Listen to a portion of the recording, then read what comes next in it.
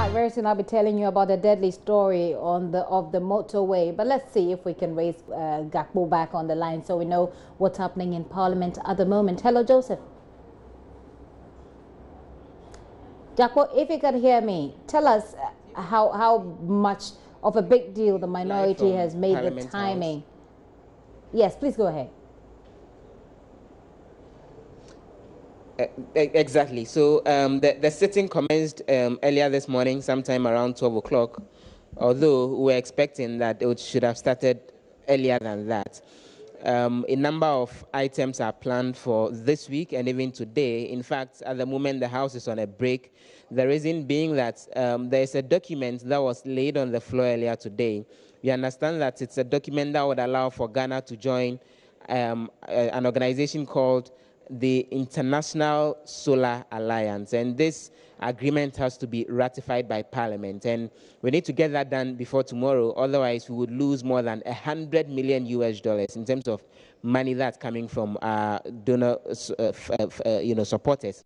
And so the report has been referred to the Finance Committee, not the Finance Committee, but the Mines and Energy Committee, and they are looking at it to bring the necessary documents on it for approval. But earlier in the day, the minority raised concerns about the notice that was given MPs even before this sitting began. They indicated that per the standing orders of Parliament, the House is supposed to give them 14 days notice before sitting begins, but that wasn't done. Some of them complained that they got the notice as recent as last week, Friday, which was out of place, and they think that this sitting was virtually a breach of the parliamentary procedures before recall. I've been speaking to Samuel Okudzeto-Ablakwa, the Member of Parliament for North Tongue, who has been commenting on this, although the minority leader, Harun Idrisu, raised the issue on the floor of Parliament himself earlier in the day. But we can listen to Okudzeto-Ablakwa throw more light on the concerns.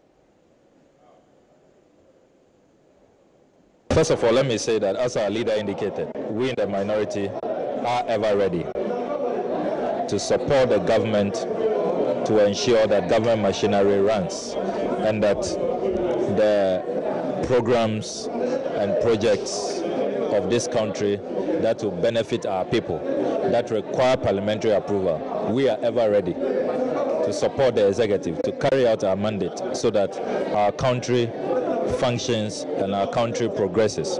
However, procedure is important. The standing orders are very clear that to recall Parliament, you need a 2 weeks notice, except if it is under circumstances of emergency. This does not qualify under that. However, Mr. Speaker relied in Standing Order 5 and 6, where the Speaker has a wide discretionary remit to interpret the standing orders as he pleases. And so the Speaker has relied on Standing Orders 5 and 6. I think that really we should improve our planning and our programming. The executive has known all along that the 2018 budget, the outstanding business to do with the special prosecutor bill, to do with the development authority bills, will have implications on the 2018 budget. So we were expecting that government, the executive, will have been adequate with their planning, will have exercised the needed foresight. You don't just wait and then 3 days to go, you discover that you have just about a month to reading the 2018 budget, and so you do not have time. And it is important to also emphasize that Parliament should not be rushed. We should always... Is that the sense you get that that's what is happening, yeah, and they are being rushed to a certain extent? Yes, I mean, and it's all due to poor planning by the executive. They sit back, will not take action, will not bring business to the House, and then when they find out that, look, time is no longer on our side, we have to read the budget either on the 8th or the 15th of November. You notice that I had to find out from the majority leader exactly when the budget statement will be read, and he said 8th or 15th November. That gives us practically just a month to go. So within 1 month, this House is going to be rushed to pass the Special Prosecutors Bill, to pass all the Development Authority bills, Northern, Middle Belt, Coastal, all of that within 1 month. Meanwhile, at the last meeting, there was opportunity for that to be done. It didn't happen. So that is the Member of Parliament for Norton Kujetwa Blakwa there speaking to Joseph Opoku Gakpo. So Joseph, let me come back to you so you can wrap up with us on what happened in Parliament. It appears, of course, that this is a big deal for them. Did the majority respond?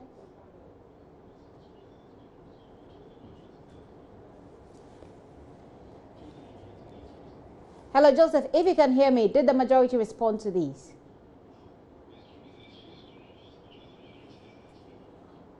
Okay, it appears that we cannot get Joseph at the moment. Let's move on and talk about what's been happening on the Accra Tema motorway. Well, you know, we've been running this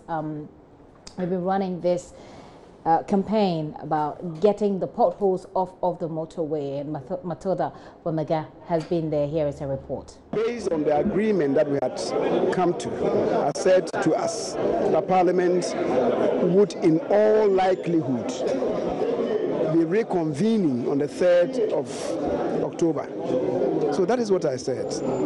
And the Speaker would usually say that I'm adjourning Senate.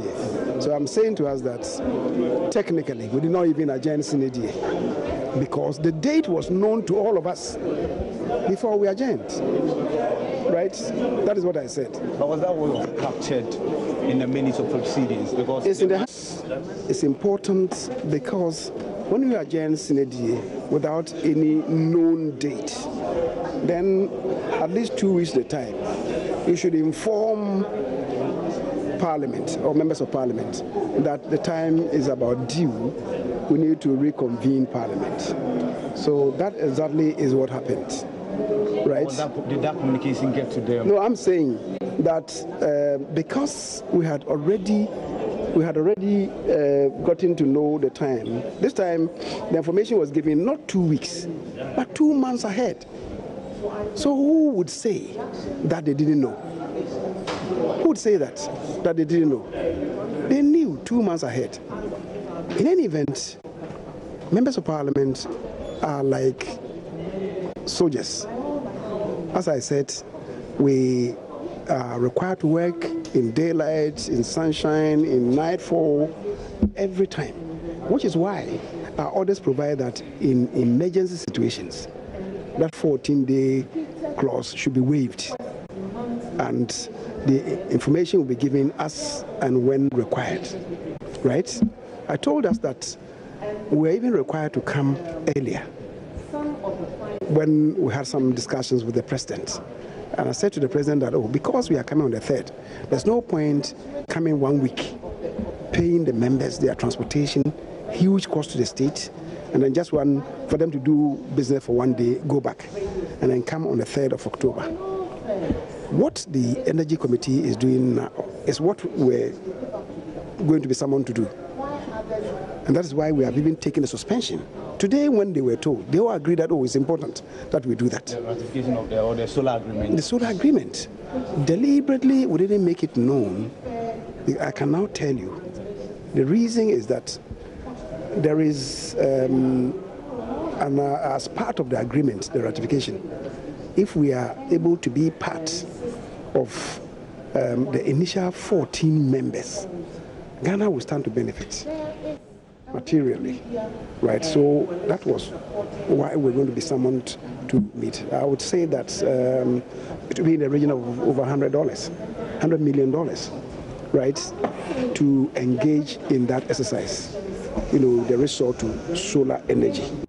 One of the topical issues lately has been the NCA's action to clamp down on some media houses who they say have not or have erred or have defaulted on the NCA's laws. Now, Communications Minister Esla Usu-Ekufo has been reacting to that action taken by the NCA.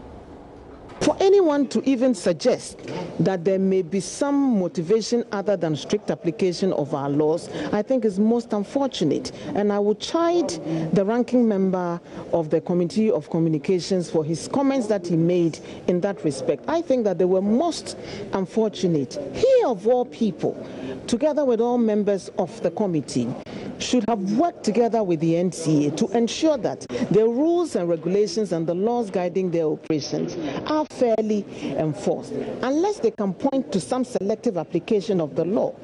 And I think they'll be very, very hard-pressed to do that. I think that the statement they made was most unfortunate and ought to be withdrawn. And I have already spoken to him and urged him to do that. We want to work with all stakeholders, but we want to sanitize the space and make it capable of meeting the needs of all Ghanaians. The National Communications Authority is mandated by law to regulate those frequencies for all of us. We can't just allow some to just use it and abuse it without paying the requisite charges for continuing to enjoy those privileges. And so it is very, very unfortunate for comments like that to be made. And I doubt if the NCA specially singled out anyone for special treatment. Now, it might interest you that I am one of the founding directors of Atlantis Radio and signed on to its documents of incorporation for that station to start operating. They are one of the stations that have been slapped with a 60 million CD fine. And it gives me no pleasure to do that. How can any other station say that they're being singled out for special mention? It would have been quite easy for me to say that, oh, please take them out and cover up their infractions, and no one will know. But it wouldn't sit very well with my conscience to single any particular station out for special mention. So while commiserating with affected stations, I would also urge them to also live up to their own responsibilities as good corporate citizens under the law, and rather commend the National Communications Authority for taking the bold step to insist on compliance with all the rules and regulations that guide the operations of all those who receive authorization to operate any kind of frequency in this country. The reason why the audit was conducted was to ensure that some sanity prevailed in this space, and it will not be limited to only the FM radio stations. There's an ongoing